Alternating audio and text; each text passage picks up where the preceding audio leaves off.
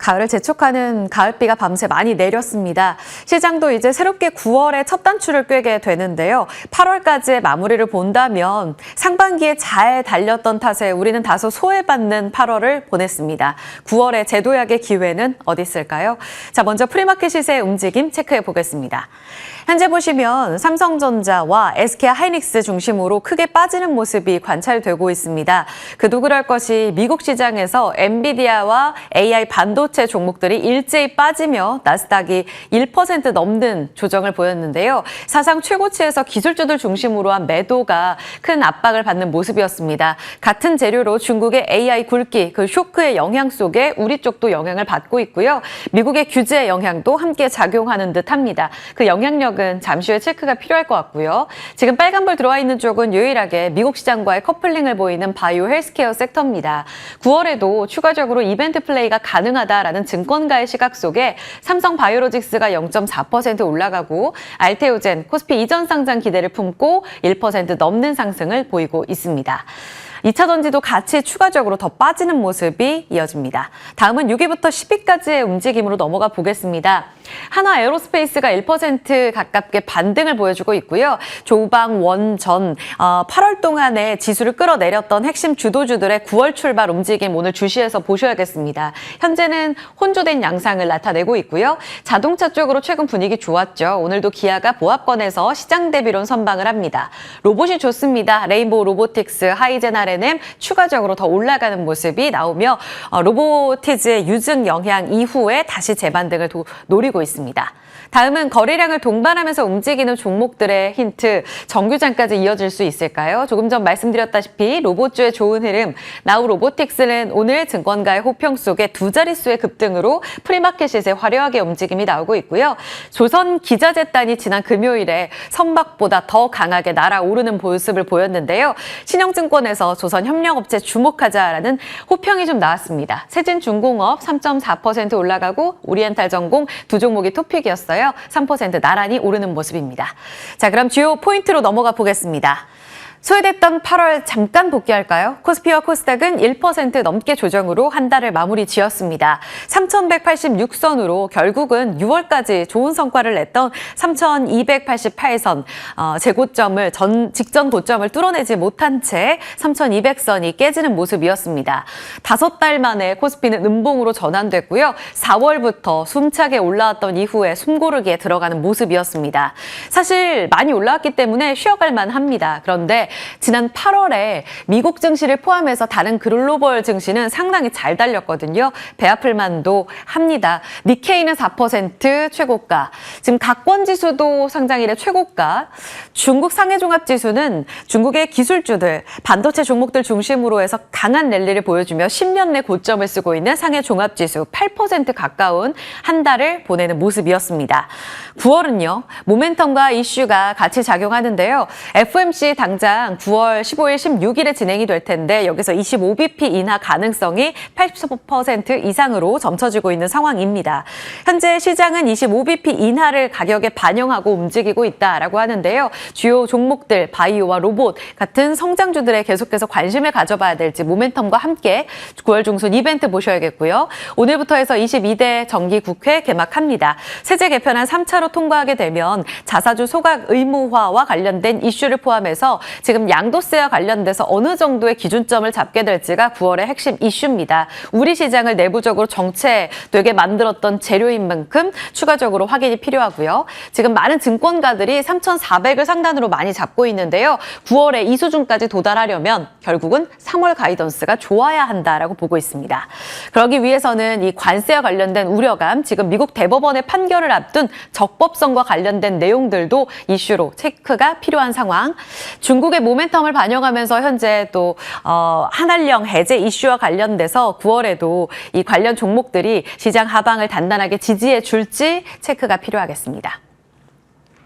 자, 하반기 증시 전망 간략하게 보고 넘어가 보게 되면요. 다시 한번 재복기를 본다면 코스피 3,100에서 3,400까지 많은 증권사들이 보고 있습니다. 그러면 직전 고점인 3,288을 뚫어낸다는 의미인데요. 이 측면에서 누가 이 고점을 돌파할 수 있는 주도주가 될 것인가? 상승 예상 업종으로는 지금 신영증권에서는 수출 비중 높은 음식료를 포함해 다시 한번 삼성전자 형님이 띄워줄 것으로 보고 있고요. 8월에도 좋았던 조선 섹터 변동성을 갖고는 있지만 다시 한번 재도약의 기회로 잡고 있습니다. 여전히 산업재 쪽으로 강한 랠리를 보여줄 것이다라는 의견에 힘이 실고 있습니다. NH투자증권도 이런 산업재를 포함해서 지금은 금리 인하 기대감을 반영하며 AI와 바이오가 다시 한번 반등하며 이 코스닥과 코스피의 고점을 끌어올릴 것으로 봤고요. 메리츠증권에서 동일하게 산업재 나오고 있고요. 미용 같은 개별적으로 우리 K뷰티의 경쟁력을 갖고 있는 종목, 파마리서치 같은 종목들은 여전히 좋다고 보고 있습니다. 주도주 플러스로 바텀업이 가능한 실적이 탄탄할 종목으로 모아가자는 전략은 유효하다. 이렇게 정리가 가능합니다. 자, 그러면 당장 바이오 종목 반도체와 관련해서 삼성전자와 하이닉스가 프리마켓 시세에서 크게 빠지고 있는데요. 삼성전자 형님이 다시 달려주고 또 지난주에 삼성전자 대비로 다시 외국인의 수급이 쏠렸던 하이닉스까지도 반등이 가능할까. 엔비디아 실적 발표 이후에 기대감을 갖고 있었는데요. 지난 금요일에 미국 시장 안에서 기술주들이 크게 흔들렸습니다. 바로 딥시크 쇼크에 이은 알리바바 쇼크로 불려지는 중국의 AI 반도체 굴기 때문이었습니다. 월스트리트 저널에서 나온 보도 영향이었는데요. 알리바바 실적이 공개됐는데 예상보다는 매출액과 이익이 살짝 하회했습니다. 그러나 데이터 센터와 관련된 클라우드 사업부의 실적은 두 자릿수의 성장을 이어갔고요. 추가적으로 가장 큰 타격을 미쳤던 뉴스, 바로 알리바바의 신형 AI 칩 자체적으로 개발한다라는 내용이었습니다. 개발했다라는 내용이었습니다. 기존 칩보다 범용성이 더 좋고 더 다양한 AI 추론 작업에 활용이 가능하다. 훈련이 아니라 추론에 적합한 모델로 개발이 됐다라는 내용이었습니다. 기존에는 알리바바가 자체 생산을 위해서 많은 부분들을 지금 돌리고 있는 상황인데요. 설계는 본인들이 했더라도 TSMC 쪽에서 생산을 하며 마지막 제작을 했었는데요. 이번에는 자체 모두 설계와 생산까지 제작이 됐다는 겁니다. 이렇게 되면서 엔비디아의 의존도가 많이 줄여지는 이런 중국의 반도체 기술 독립 움직임이 뚜렷해지고 있는 상황입니다. 실제로 엔비디아 플랫폼 쿠다와의 호환성도 높아서 거의 다 적용이 가능해라는 월스트리트 저널의 보도가 나오기도 했습니다. 이 여파에 다 빠진 미국의 반도체 종목들, 우리 시장도 이 영향을 받고 있는 상황이죠. 그런데 실제로 지난주에도 캠브리콘의 주가 급등과 함께 엔비디아가 실적 발표 이후에도 이렇다 할 우리 K반도체 시세가 아쉬웠다라는 의견에는 말씀드린 캠브리콘의 도약이 있었는데요. 지금 알리바바 포함해서 캠브리콘 그리고 화웨이 같은 경우에도 자체 AI 칩을 개발하면서 꽤나 엔비디아의 저사양 칩에 버금가는 성능의 칩을 개발하고 있는 상황입니다. 그리고 그들의 이 개발된 이 AI 칩이 클라우드라든지 중국의 자체 AI 모델에도 적용이 되고 있는 상황입니다. 8월 26일 지난주에 중국의 국무원에서 AI 플러스 행동심화 실시에 관한 의견을 발표하면서 자체적으로 AI를 좀 더 키워가겠다라는 내용이 정부 측면에서 나왔고요. 8월 말일에 주말 동안의 뉴스에 따르면 우리를 이제 충격에 빠뜨렸었던 1월 딥시크 쇼크 기억하시죠? 딥시크가 AI 모델 훈련에 자체 화웨이의 어센드 칩을 적용해서 이제 최종 선택을 했다라는 내용까지 전해졌습니다. 바이두라든지 다양한 자체적인 칩들을 시험을 했었는데요. 화웨이로 최종 낙점이 됐습니다. 물론 최상의 모델에는 엔비디아 칩을 활용하기는 해요. 그러나 중소규모 모델에는 화웨이 칩을 적용하면서 점진적으로 국산화하는 움직임이 더욱더 가팔라지고 있습니다. 중국의 AI 쇼크는 꽤나 그 여파, 영향력이 커지고 있는 상황인데요. 증권가에선 이렇게 보고 있습니다. IM증권은 만약에 알리바바의 이번 칩이 엔비디아의 H20 일부를 대체하게 되면 1월에 딥시크 충격과 유사하게 될 것이다 라고 보고 있고요. 미국의 제재에도 불구하고 이렇게 중국이 발빠르게 자립화에 성공하고 있는 모습이라면 트럼프 쪽에서는 AI 관련해서 중국을 제재하는 움직임이 더 가속화될 거다. 이 부분은 결국에는 전체적인 금융 금융 불안을 야기할 거라는 거죠. 우리 시장에도 좋지 못합니다. 실제로 미 정부에서 중국 공장을 적용하는 VUE 제도를 이제 폐지하겠다라는 내용이 나오면서 우리 쪽에도 타격을 주고 있는 내용이 업데이트가 되고 있습니다. 지금 알리바바 측과 관련돼서는 관전 포인트는 이렇게 정리가 가능합니다. 자, 그러면 엔비디아 H20 대체 여부 확인이 필요할 거고요. 당장이 아니라 시간적인 여유가 좀 필요한 내용입니다. 두 번째는 미 정부의 추가 규제가 다시 한번 나오게 될지 혹은 완화가 될지. 세 번째는 중국까지 이렇게 투자 과잉에 들어가게 되면 우리가 실제로 지금 주시하고 있는 AI 버블론이 현실화될지 여부까지 확인이 필요하다는 겁니다. K 반도체 측면에서는 다시 한번 확인이 필요하다. 세 가지 관전 포인트 정리해드리고요. 하나 더 점검을 해보게 되면 삼성전자와 SK하이닉스 VU 취소 보도와 관련돼서 지금 너무 단기적으로 크게 영향을 받고는 있지만 장기적 관점에서는 전략적 압박 카드이기 때문에 중장기적으로 메모리 업황을 뒤흔들 만한 이슈는 아니라고 보고 있습니다. 지금 삼성전자의 시한패 안에서의 낸드 캐파 꽤 많이 차지하고 있고요. SK하이닉스도 마찬가지라는 겁니다. 결국은 이들의 공급망이 불안하게 되면 최대 피해는 미국이 가져가게 될 것이기 때문에 H20 수출 재개가 7월에 규제됐다가 다시 8월에 풀리는 모습을 보인 것처럼 완화 조치가 있을 수 있다. 메모리 관련한 업체들 중장기적으로 투자 모멘텀은 유효하다라는 의견 보이고 있습니다. 정규장에서 이들 종목을 그러면 공략해도 될지 여부들 같이 확인해 보시죠. 마지막으로는 짧게만 보겠습니다. 지금 선사보다 주목받는 기자재 지금이라도 베팅에 들어가야 될까요? 너무나 많이 올랐는데 선사도 못지않게 오른 상황이죠. 8월 한 달 동안 선사 대비로 봤을 때 선박 제조 그리고 기자재 단이 더 강하게 오른 모습을 확인할 수 있습니다. 8월에 확실히 선박보다 좋았다. 9월에도 이어질 수 있을 것인가. 증권가의 주목도 많이 이쪽으로 쏠리고 있습니다. 오늘의 리포트, 신영증권의 리포트를 보시면 조선사의 파이는 점차 커질 거다라고 보고 있는데요. 이 몸집이 커지려면 같이 손잡고 있는 협력업체의 동행이 필수적이다라는 의견을 제시하면서 탑픽으로 오리엔탈 전공과 세진중공업을 보고 있는 상황입니다. HD 현대그룹을 본다면 세진, 삼성중공업 핵심 협력인 오리엔탈 전공 두 종목 모두 다 프리마켓에서 좋은 흐름을 나타냈습니다. 탑픽을 더 추려본다면 이제 자리 옮겨서 두 분께 전략적 측면에서 투픽 더 의견 들어보도록 하죠.